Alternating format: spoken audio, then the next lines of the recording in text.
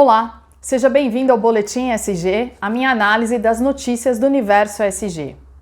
E nesse boletim eu quero falar da publicação recente, feita em junho de 2023, das diretrizes para relato de sustentabilidade e clima feitas pelo IFRS e que foram recebidas com muita expectativa pela comunidade financeira.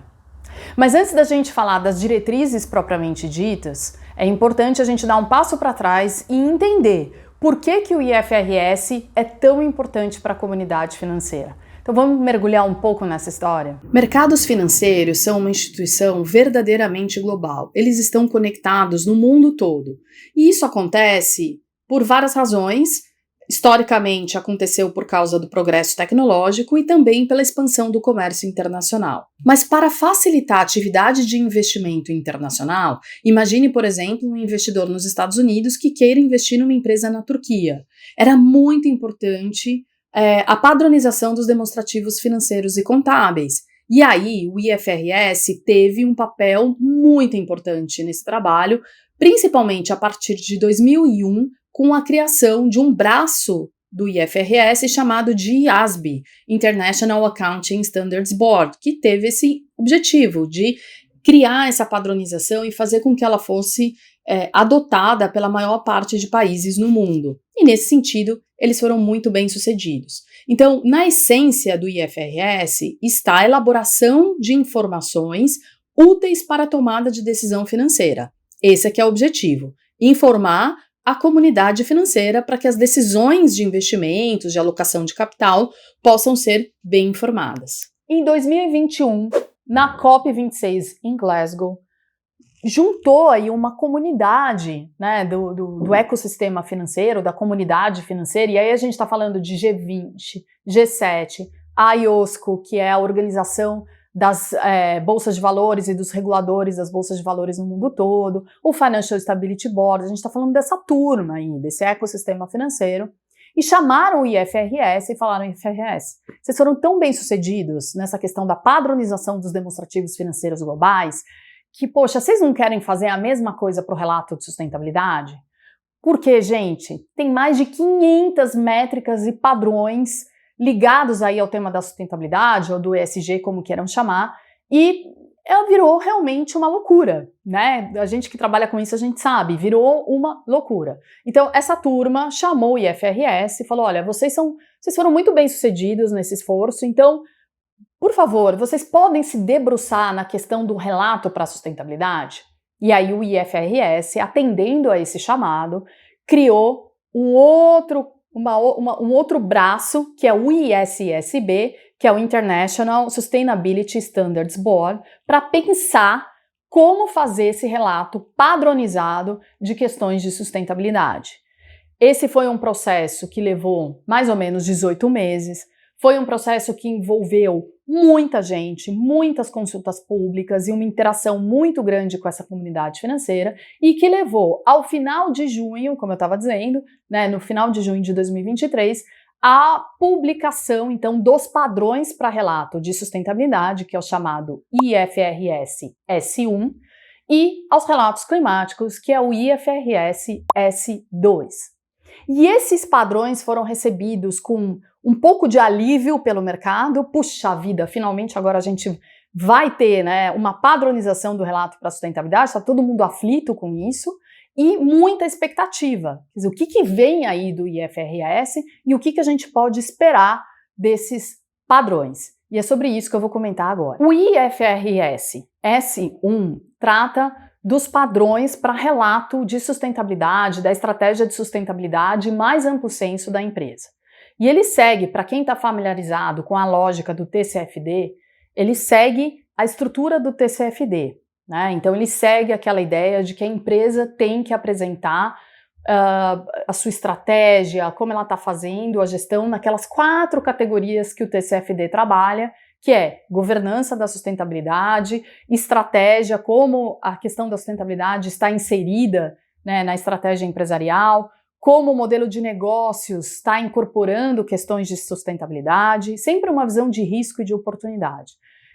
Aí, gestão de risco propriamente dito, né? Então, como as questões relacionadas à sustentabilidade podem representar riscos ao negócio, riscos ao modelo de negócio e, por fim, performance e progresso. Então, aí um olhar muito claro sobre metas, sobre, né, enfim, indicadores mesmos que possam ser observados pelo mercado. Então, a primeira coisa é que ele segue muito essa lógica do TCFD e não foi à toa, né? Isso foi desejado. Na verdade, o processo de criação desses padrões do IFRS foi feito em parceria com muitos inputs do próprio TCFD, do GRI, do Relato Integrado, da SASB. Então, vocês vão ver que nesses padrões, o S1, S2, eles vão dialogar o tempo todo com esses padrões, porque a ideia era não duplicar esforços, né? Mas beber naquilo que todo mundo entende que as empresas já avançaram, né? Que as empresas já estão usando essas referências no seu processo de relato. Quer dizer, as empresas já usam a SASB, já usam o TCFD, já usam o GRI há muito tempo, o relato integrado. Então a ideia era, de fato, beber nessas fontes, não reinventar a roda. Então vocês vão ver uma similaridade muito grande. Um elemento importante para a gente ter clareza, e foi por isso que eu contei a história do IFRS, é que o objetivo do IFRS é alimentar com dados e informações que sejam úteis para o processo de tomada de decisão financeira. Então, eles estão sempre dialogando com a comunidade financeira. Né? O objetivo não é ser um relato de sustentabilidade ou climático para dialogar amplamente com os stakeholders e para ajudar a empresa a dialogar com a sociedade. Não. O objetivo é que ali tenham informações que sejam úteis para o processo de tomada de decisão financeira. Então, eles sempre vão buscar informações que sejam quantificáveis, né? Então, em termos, por exemplo, de percentuais, né? O percentual dos seus investimentos que estão alinhados à sustentabilidade ou que estão alinhados à questão climática, né? Então, eles vão buscar sempre informações, na medida do possível, que sejam quantitativas. E quando não forem quantitativas, que a empresa então relate por que ela não fez a informação quantitativa e, ao relatar uma informação qualitativa, que seja uma informação útil para quem está tomando decisão. Ou seja, tá, eu não tenho como mostrar o número aqui, mas então mostra se tá bom, tá mais ou menos, ou tá ruim, né? Quer dizer, algo que dê para o investidor um pouco mais de sabor, né? Um pouco mais de informação de como a empresa está indo com relação aos seus riscos e oportunidades associados à questão da sustentabilidade, porque estamos falando do S1, mas vale para o S2 também. Né? A gente sabe que esses mais de 500 padrões e referências ESG de sustentabilidade, eles variam muito. Eles variam muito no escopo, no que é esperado. Então, e a gente também sabe, eu trabalho com isso há mais de 20 anos, é muito difícil comparar, muitas vezes, relatórios de empresas do mesmo setor ou da própria empresa com ela mesma. Né? As informações variam muito e muitas vezes elas são pouco úteis para a tomada de decisão. Para a tomada de decisão financeira, elas podem ser muito úteis para outras coisas, mas aqui a gente está falando do universo financeiro. Então, tinha essa lacuna e o S1 e o S2 vêm tentar suprir essa lacuna, tá? Então, o S1 vai focar muito nessa questão financeira, vai focar muito na estrutura, seguir mais ou menos a estrutura do TCFD, ou seja, se você é uma empresa que relata de acordo com o TCFD, você está bem preparada para relatar de acordo com o IFRS, então você está num bom caminho nesse sentido. E o objetivo, então, do relato de acordo com o S1 e com o S2 é que seja uma continuidade dos demonstrativos financeiros. Então, não é para ser um relatório separado, né, um relatório de sustentabilidade, não. É para ser uma continuidade, é para estar atrelado ao demonstrativo financeiro. Então, isso é uma mudança importante também. Né? O objetivo não é criar um relatório de sustentabilidade diferente, mas que ele seja parte do demonstrativo financeiro tradicional. E nesse sentido, eles são explícitos em dizer que os dados apresentados, tanto na estratégia de sustentabilidade como na estratégia climática, sejam consistentes com os dados apresentados nos demonstrativos financeiros. Então, por exemplo, taxa de câmbio que seja mais ou menos a mesma taxa, enfim.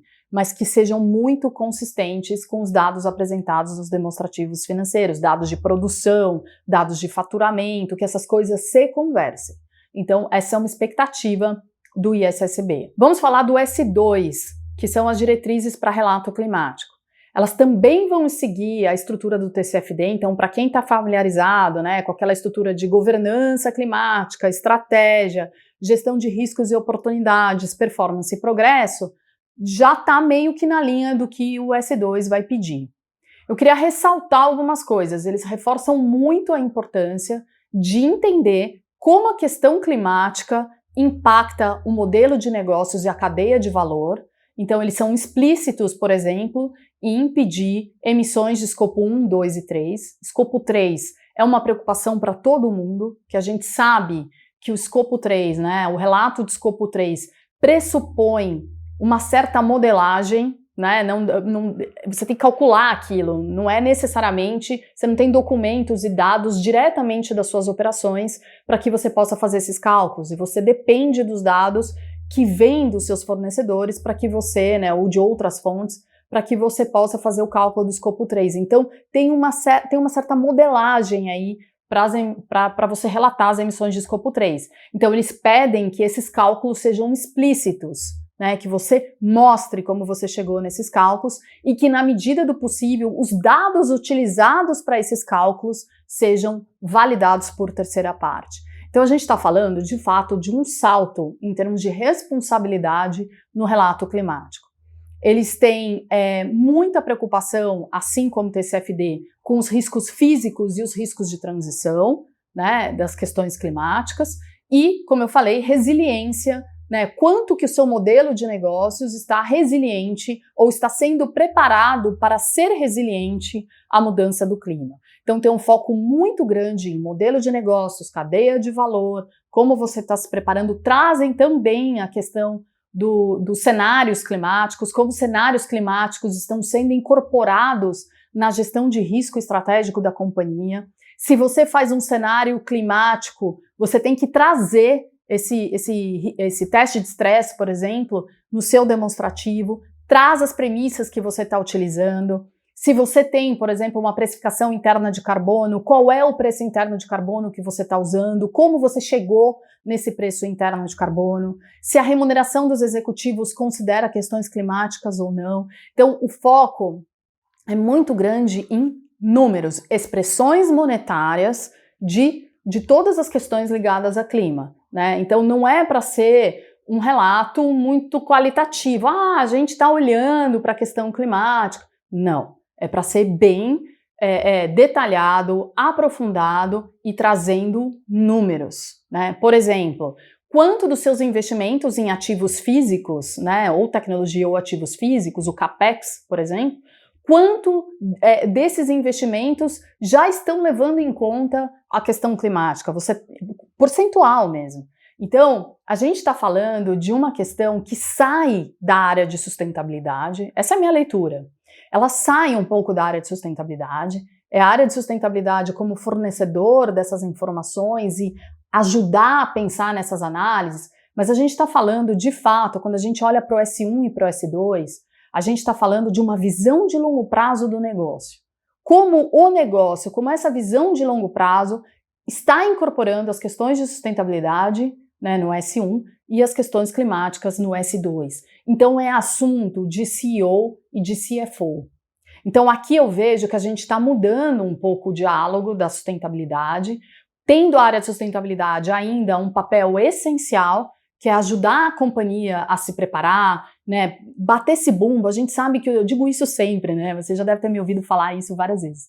Os profissionais de sustentabilidade são importantíssimos, eu admiro muito essa turma e tenho a profunda admiração, o maior respeito e me coloco muito à disposição para ajudar, né, esses profissionais, as áreas de sustentabilidade, porque elas têm um papel técnico de, né, puxar essa agenda, trazer os componentes conceituais importantes para, né, trazer a companhia para esse novo futuro que está se desenhando, esse novo futuro competitivo e que vai ter a sustentabilidade como um dos seus elementos centrais. Mas aqui a gente está falando de um passo além, não é só uma discussão técnica, mas é uma discussão de visão de negócio, de olhar para o futuro e o investidor entender de CEO, você está levando o seu negócio para o futuro, como a questão da sustentabilidade e do clima estão sendo incorporadas nessa sua visão de futuro. Acho que essa é a grande mensagem do S1 e S2. E por fim, eu queria ressaltar 4 pontos que eu acho importantes você ter no seu radar a hora que você for se debruçar sobre o S1 e S2. O primeiro é materialidade. Como eu disse, o IFRS está preocupado com informações que sejam úteis para a tomada de decisão dos provedores de capital. Então, o objetivo aqui é financeiro. Portanto, materialidade, tanto no caso do S1 como no S2, é considerada como questões que podem afetar de maneira importante, de maneira relevante, os prospectos financeiros daquela empresa, ou seja, seus impactos no modelo de negócios, nos demonstrativos financeiros, no fluxo de caixa. É esse o conceito de materialidade adotado, que na verdade é o conceito até que a gente trabalha na contabilidade. Materialidade é uma convenção contábil e muito importante em tudo que a gente faz na contabilidade, incluindo a auditoria. Então é essa a lógica, ou seja, que informação, se ela for omitida ou se ela for expressa de uma maneira incorreta, ela vai afetar a tomada de decisão, né, a boa tomada de decisão feita por esse stakeholder que vai usar essa informação para decidir sobre a alocação do seu capital. Então, esse é o conceito de materialidade. E nesse sentido, é bastante distinto de, por exemplo, o conceito de materialidade adotado na regulação da União Europeia, que é o conceito da dupla materialidade, né, que não é só olhar o impacto das coisas que estão acontecendo no mundo, das crises ambientais, sociais na empresa, ou seja, o impacto do mundo na empresa, mas também o impacto da empresa no mundo, ou seja, como a empresa contribui para o agravamento ou para melhorar as crises ambientais e sociais. Então, nas regulações da União Europeia que tratam de relato de sustentabilidade, tanto para o setor financeiro como para as empresas, enfim, parte desse conceito da dupla materialidade. E aqui, no IFRS, a gente está falando da materialidade no estrito financeiro mesmo. Então, o que pode acontecer dentro da empresa com relação a questões de sustentabilidade, ao seu modelo de negócios relacionados à sustentabilidade ou mudança do clima, que podem afetar seu fluxo de caixa, que podem afetar sua competitividade, enfim. Essa é a ótica da materialidade. O segundo ponto é que esses padrões dialogam muito com outras métricas e outros padrões que a gente está acostumado a lidar, como o TCFD, principal fonte de inspiração, sem dúvida nenhuma, o SASB, GRI, relato integrado, então dialoga muito com isso que as empresas já estão com esses padrões e referências que as empresas já estão acostumadas. Se você já faz o relato de sustentabilidade da sua empresa seguindo o TCFD, você está muito bem preparado para o S1 e para o S2. Muito bem preparado. Vai ter algumas diferenças ali específicas e tal, mas no geral você está muito bem preparado. E se você nem sabe o que é TCFD, eu acho que você precisa começar a olhar com muito cuidado. Porque, gente, não importa. Ah, não, Annelise, mas eu sou uma empresa pequena, eu estou aqui no Brasil. Mas você vai começar a ser demandado pelas grandes empresas na sua cadeia de valor.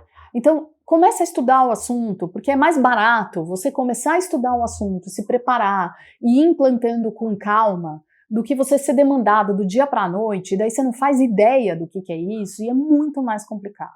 Então aqui fica a recomendação para as grandes que já estão usando o TCFD, vocês já estão bem preparados, e para aquelas que eventualmente ainda nem começaram a fazer um inventário GHG, pelo amor de Deus, começa a olhar para isso já. Terceiro ponto que eu queria ressaltar do S1 e S2. Eles têm uma linguagem contábil financeira. Eles visam o mundo contábil. É da turma que olha balanço, DRE, calcula todos os índices que a gente calcula quando está fazendo análise de empresa. É isso, essa é a linguagem. Ele é muito consistente, né, com os princípios geralmente aceitos em vários lugares do mundo, né? Então, dos princípios contábeis, as convenções contábeis. Então, é essa a linguagem, tá? Não é para dialogar com a sociedade, o mais amplo senso, né? Não é. Tanto que eu acredito que você até possa fazer um relato de acordo com S1, S2, né, fazer o relato dos seus demonstrativos financeiros e seguir o S1, S2 e manter até seu relatório de sustentabilidade, usando GRI ou usando relato integrado, enfim, para dialogar com a sociedade de outra maneira. Então, esse padrão é para dialogar com a comunidade financeira, e aí existe uma diferença grande, né, em relação aos outros que as empresas normalmente usam para o seu relatório de sustentabilidade. E, por fim, o quarto ponto que eu queria ressaltar é que, apesar da expectativa em relação ao IFRS, permanecem alguns desafios, algumas coisas continuam preocupando todo mundo. Bem, eu vou citar dois aqui. O primeiro é o escopo 3, e não dá para escapar do escopo 3. Escopo 3 está na regulação da União Europeia, escopo 3 vai estar em todo que é lugar, e não é diferente com o S2. O S2 traz também a obrigatoriedade do escopo 3. E todo mundo está muito preocupado com o escopo 3. Então a gente vai ver surgir aí, eu acho que o avanço grande no relato das emissões de gás de efeito estufa corporativas vai passar pelo escopo 3. Então vai passar por avanço de dados, modelagens, enfim. Então a gente vai ver um avanço aí, esse assunto vai ganhar muita atração. E um outro desafio que eu queria mencionar é que, como eu falei, o IFRS está focado na materialidade de acordo com a lógica econômica, financeira e contábil. As regulações da União Europeia focam na dupla materialidade e a gente ainda está esperando as regulações da SEC nos Estados Unidos para o relato climático das empresas listadas no mercado americano. Então eu até conversei com alguns CFOs de empresas globais e ainda há um compasso de espera. Ok, saiu o IFRS, muito importante, mas a gente tem as regulações da União Europeia, que são importantes também, e a gente precisa esperar a SEC para ver como ela se relaciona com o IFRS e as regulações europeias. Então, o IFRS não é ainda a solução total, né? A padronização, bom, esquece todo o resto e vamos focar no IFRS, porque na União Europeia a gente já tem um conjunto de regulações que se diferenciam um pouco do que pede o IFRS e a SEC americana ainda não lançou as suas regulações. Então, também a depender do que vai sair nos Estados Unidos, a gente pode ter 3 padrões de relatos que podem ser muito diferentes. E aí as empresas vão continuar com esse desafio de qual padrão eu sigo, o que eu faço, e aí investidor, dependendo de onde o investidor estiver vindo, enfim. Então, eu acho que é um avanço muito grande que aconteceu com a publicação do S1, S2. Acho que é um passo muito importante na direção correta. É muito recente, a gente vai ter que dar um tempo para ver como essas coisas vão ser adotadas, vão se desenrolar, mas é um passo importante na direção correta, mas a gente ainda vai ter que ver como esse filme vai terminar. Você está vendo esse vídeo aqui no YouTube, no meu canal do Instagram eu faço atualizações sobre esses temas, então se você gosta desse assunto, me segue no Instagram que eu atualizo vários desses assuntos ali cotidianamente, e eu te vejo no próximo Boletim SG.